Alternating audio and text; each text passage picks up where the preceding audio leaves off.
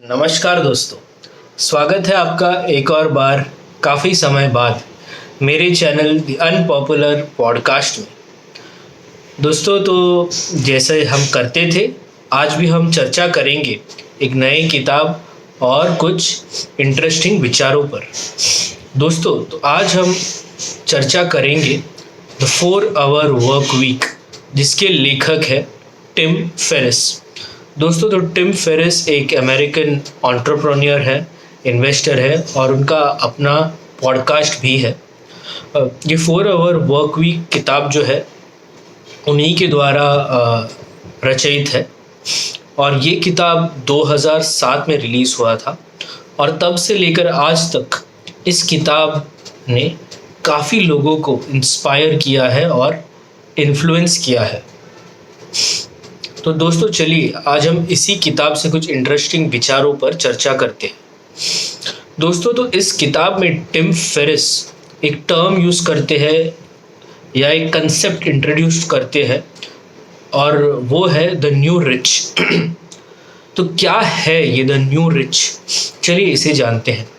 इसे समझने के लिए मैं आपको कुछ उदाहरण देता हूँ। पहला उदाहरण ये होगा, मान लीजिए एक कंपनी में एक कर्मचारी है और दोस्तों याद रखिए ये उदाहरण और ये किताब 2007 से है, तो उदाहरण भी कुछ वैसे ही रहेंगे। तो मान लीजिए एक कंपनी में एक कर्मचारी है। वो अपने एम्प्लॉयर से बात करता है और परमिशन लेता है कि उसे रिमोट काम करने का अपॉर्चुनिटी मिले, जिससे वो अपना एफिशिएंसी और काम जो है वो कंप्लीट करता ही है, बट 10% ऑफ द टाइम में।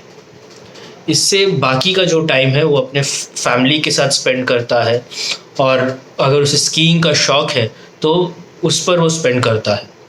दूसरा एग्जांपल होगा, मान लीजिए एक बिजनेस वूमेन है, वो अपने कंपनी का लीस्ट प्रॉफिटेबल कस्टमर जो है उन्हें छोड़ देती है और बाकी के जो कस्टमर्स है उनका काम आउटसोर्स कर देती है।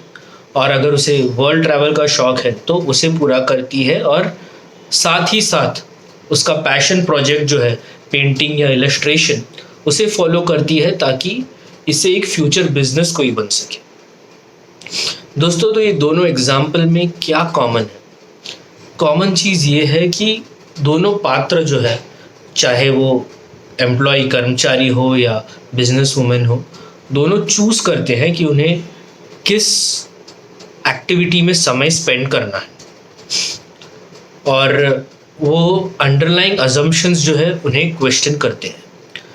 चलिए इसे समझाने के लिए मैं और एक आपको उदाहरण देता हूँ जो एक्चुअली कुछ सालों पहले हुआ था।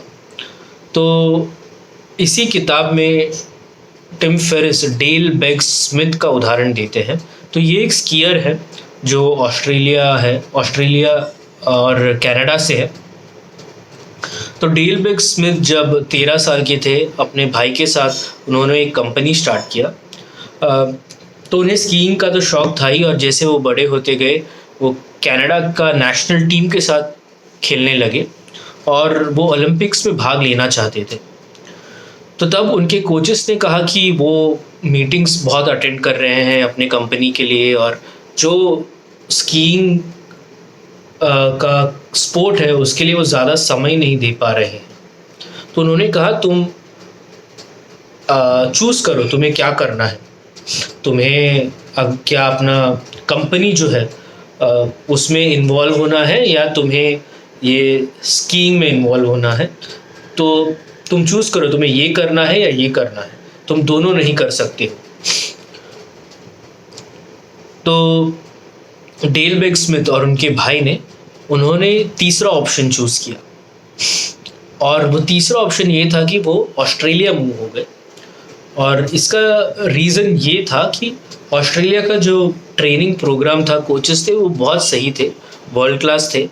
उधर उतना कंपटीशन था भी नहीं जैसे कनाडा में था, और जो प्रेशर था कनाडा में वो नहीं था ऑस्ट्रेलिया में। तो उन्हें अपना बिजनेस जो था वो कंटिन्यू कर सकते थे।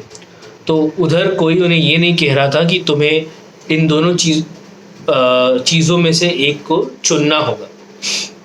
तो इसी कारण वो जो एडिशनल कोचिंग था और इंडिविजुअल अटेंशन मिल रहा था, उससे उन्हें बहुत फ़ायदा हुआ।